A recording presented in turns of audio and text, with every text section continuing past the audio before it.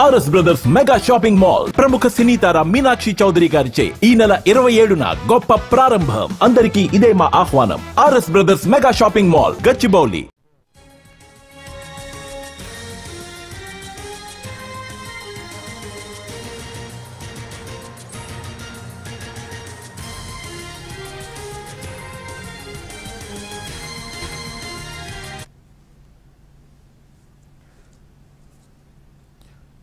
Group 2పై high court మధ్యంతర ఉత్తర్వులు జారీ చేసింది. సింగిల్ బెంచ్ తీర్పును హైకోర్టు డివిజన్ బెంచ్ సస్పెండ్ చేసింది. 2015లో నిర్వహించిన గ్రూప్ 2కు 2019లో సెలక్షన్ లిస్ట్ ప్రకటించింది టీజీపీఎస్సీ. అయితే పరీక్షల్లో అక్రమాలు జరిగాయంటూ సెలక్షన్ లిస్టుని రద్దు చేసింది high court single bench. Single bench తీర్పుపై పిటిషనర్ డివిజన్ బెంచ్ను ఆశ్రయించారు.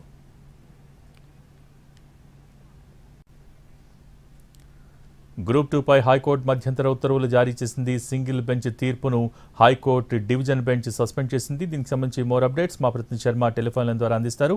శర్మ, 2015లో టీజీపీఎస్సీ గ్రూప్ 2 పరీక్ష నిర్వహించింది. ఆ తర్వాత దీనికి సంబంధించి 2019లో నియామకాలు జరిగాయి. సెలక్షన్ లిస్ట్ ఆధారంగా నియామకాలు జరిగాయి. కానీ ఇటీవల కొంతమంది అప్పుడే గతంలోనే దాఖలు చేసినటువంటి పిటిషన్లో ఇటీవల సింగిల్ బెంచ్ ఒక తీర్పునిచ్చింది. అప్పుడు ఆ పరీక్షల్లో అక్రమాలు జరిగాయి. ఆ ఓఎంఆర్ షీట్లకు సంబంధించిన వ్యవహారంలో పెద్ద ఎత్తున తప్పులు చోటు చేసుకున్నాయి. కాబట్టి ఆ సెలక్షన్ లిస్టును రద్దు చేయాలి, అలాగే మళ్ళీ కొత్త సెలక్షన్ లిస్టును ఏర్పాటు చేయడానికి 7 రోజుల సమయాన్ని కూడా నిర్దేశిస్తూ ఇటీవలే సింగిల్ బెంచ్ తీర్పునిచ్చింది. దీన్ని సవాల్ చేస్తూ ఒక పిటిషనర్ నియామకం జరిగినటువంటి ఒక తహసీల్దార్ హైకోర్టును ఆశ్రయించారు. సింగిల్ బెంచ్ నిర్ణయం అన్నది తప్పు, అప్పుడు అన్ని సక్రమంగానే జరిగిన తర్వాతే సెలక్షన్ లిస్ట్ అన్నది జరిగింది, సెలక్షన్ లిస్ట్ ఆధారంగానే నియామకాలు అన్నవి జరిగిపోయాయి అనేటువంటి విషయాన్ని వాళ్ళ తరపు లాయర్ కొద్దిసేపటి క్రితం డివిజన్ బెంచ్ లో వాదనలు వినిపించారు. అప్పుడు జరిగినటువంటి పరీక్షల వ్యవహారంలో అన్ని సక్రమంగా జరిగాయి, మరి సింగిల్ బెంచ్ ను కొందరు తప్పుదో పట్టించారు అనేటువంటి విషయానికి సంబంధించి కూడా అందులో ప్రధానంగా ప్రస్తావించినటువంటి అంశం. ఈ వాదనలు విన్న తర్వాత డివిజన్ బెంచ్ మధ్యంతర ఉత్తర్వులు జారీ చేసింది. సింగిల్ బెంచ్ ఇచ్చినటువంటి తీర్పును సస్పెండ్ చేసింది. మళ్ళీ విచారణను 6 వారాలకు వాయిదా వేసింది.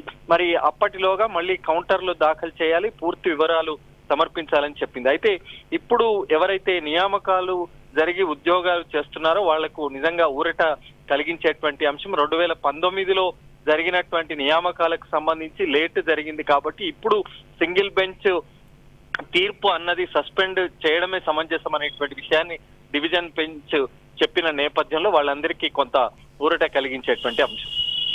Thank you Sharma.